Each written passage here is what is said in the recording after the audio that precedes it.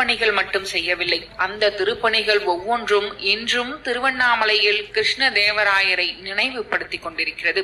217 அடி உயரத்தில் கம்பீரமாக ஓங்கி உயர்ந்து நிற்கும் கிழக்கு ராஜகோபுரம், சிவகங்கை தீர்த்தகுளம், 1000 கால் மண்டபம், இந்திர விமானம், விநாயகர் தேர், திருமலை தேவி அம்மன், சமுத்திரம் என்ற நீர்நிலை, 7ஆம் திருநாள் மண்டபம், சன்னதியில் உள்ள 2 கதவுகள் வாயில் கால்களுக்கு தங்க முலாம் பூசியது, உண்ணாமலை அம்மன் ஆலய வாயில் கால்கள் கதவுக்கு தங்க முலாம் பூசியது, உண்ணாமலை அம்மன் சன்னதிக்கு முன் 6 அமுத கிணறு வெட்டியது, அண்ணாமலையாருக்கும் உண்ணாமலை அம்மனுக்கும் கிருஷ்ணராயன் என்ற பெயரில் பதக்கம் செய்து கொடுத்தது, நாகாபரணம், பொற்சிலை, வெள்ளி குடங்கள் ஆகியவை கிருஷ்ணதேவராயரின் முக்கிய திருப்பணிகளில் சில.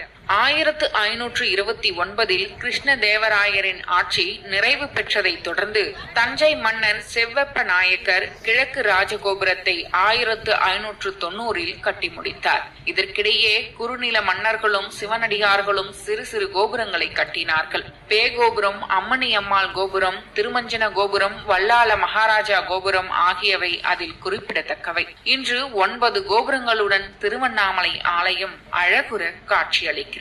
கோபுரங்கள் அனைத்தும் 1370 கட்டத் தொடங்கப்பட்டு 1590 ஆண்டில் முடிக்கப்பட்டுள்ளது. கோபுரங்கள் கட்டி முடிக்கவே சுமார் 220 ஆண்டுகள் தேவைப்பட்டுள்ளது. இந்த அடிப்படையில் தான் ஆலயத்தின் மொத்த கட்டமைப்பும் கட்டி முடிக்க சுமார் 1000 ஆண்டுகள் ஆகியிருப்பது கல்வெட்டுகள் மூலம் உறுதிப்படுத்தப்பட்டுள்ளது. மன்னர்கள் மட்டுமல்ல, மகாராணிகள், இளவரசர்கள், இளவரசிகள், சிற்றரசர்கள், ஜமீன்தார்கள், பிரபுக்கள், அரசு பிரதிநிதிகள், சித்தர்களும் இந்த ஆலயத்தின் திருப்பணிகளில் முக்கிய பங்கு வகித்துள்ளனர். சோழ, பாண்டிய, பல்லவ, ஒய்சால, சம்புவராய, விஜயநகர, தஞ்சை மன்னர்கள் போட்டி போட்டு செய்த திருப்பணிகள் தான் திருவண்ணாமலை தலத்தை நோக்கி மக்கள் அலை அலையாய் வர உதவி செய்தது. 14ஆம் நூற்றாண்டில் இருந்து 17ஆம் நூற்றாண்டு வரை திருவண்ணாமலை நகரம் பல்வேறு போர்களை சந்தித்துள்ளது. போர்களை சந்தித்தாலும் அண்ணாமலையார் அருளால் இடையிடையே கோவில் திருப்பணிகளும் நடந்துள்ளது.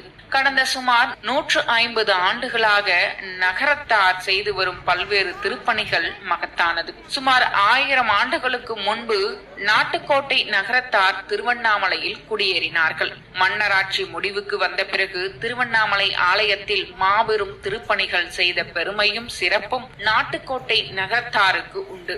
1179ஆம் ஆண்டு கட்டப்பட்ட உண்ணாமலை அம்மன் ஆலயத்தை முழுமையாக அகற்றிவிட்டு புதிய சன்னதியை நாட்டுக்கோட்டை நகரத்தார் தான் கட்டி கொடுத்தனர். அது மட்டுமில்லாமல் இத்திருக்கோவிலை முழுமையாக திருப்பணி செய்து 12/6/1903 ஆண்டு, 4/6/1944 ஆண்டு, 4/4/1976 ஆகிய ஆண்டுகளில் கும்பாபிஷேகம் நடத்தி வைத்த புண்ணியமும் நாட்டுக்கோட்டை நகரத்தார்களுக்கே சேரும்.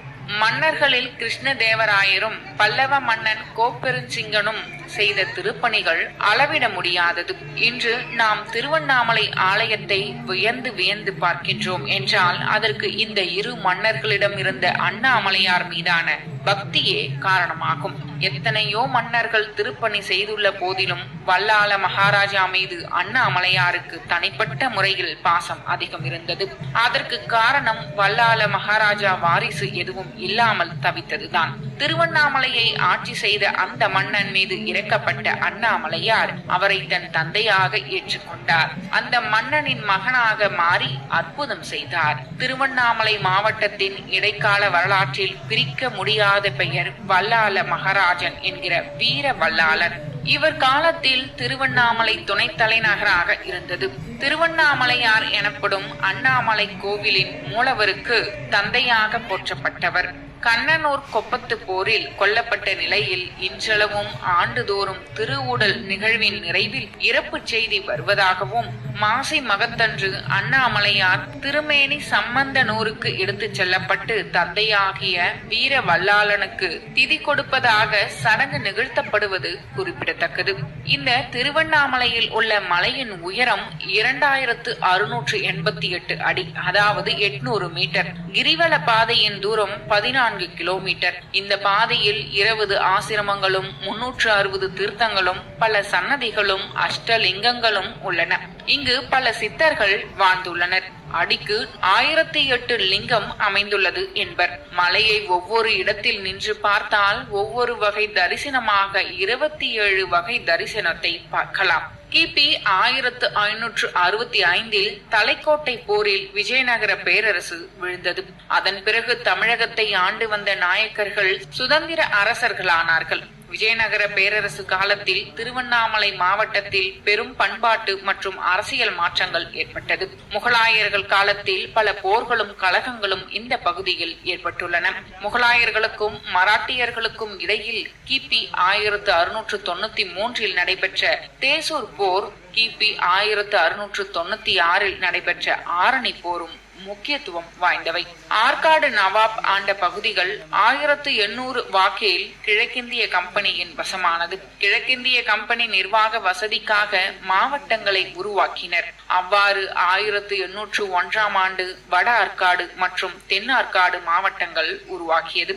1790 ஆண்டு மைசூர் புலி திப்பு சுல்தான் திருவண்ணாமலையை கைப்பற்றினார். இறுதியாக 19ஆம் நூற்றாண்டின் முதல் பாதியில் இந்த பகுதி ஆங்கிலேயர்களின் கட்டுப்பாட்டின் கீழ் வந்தது. ஆங்கிலேயர் ஆட்சியை தொடர்ந்து திருவண்ணாமலை நகராட்சி 1896 அமைக்கப்பட்டது. இந்தியா சுதந்திரத்திற்கு பிறகு திருவண்ணாமலை நகராட்சி அனுப்புத்தர நகராட்சி 1959 ஆண்டு, திருவண்ணாமலை நகராட்சி முதல் தர நகராட்சி என்று 1974 ஆண்டும், தேர்வு தர நகராட்சி 1998 ஆண்டாகவும் மற்றும் சிறப்பு தர நகராட்சியாக உயர்த்தப்பட்டது. சிறப்பு தர நகராட்சியாக உயர்த்தப்பட்டது 2008 ஆண்டு. அதனை அடுத்து இந்த நகரம் திருவண்ணாமலை சிறப்பு தர நகராட்சியால் நிர்வகிக்கப்பட்டு வந்தன. அதன் பிறகு 1989 ஆண்டு செப்டம்பர் 30 வட ஆற்காடு மாவட்டத்தை பிரித்து திருவண்ணாமலையை தலைமையிடமாக கொண்டு திருவண்ணாமலை சம்புவராயர் மாவட்டம் என புதிய மாவட்டம் உருவாகியது. இந்த மாவட்டத்தில் திருவண்ணாமலை, செங்கம், போலூர், ஆரணி, செய்யார், வந்தவாசி என 6 வட்டங்கள் இருந்தன. 1997 ஆண்டு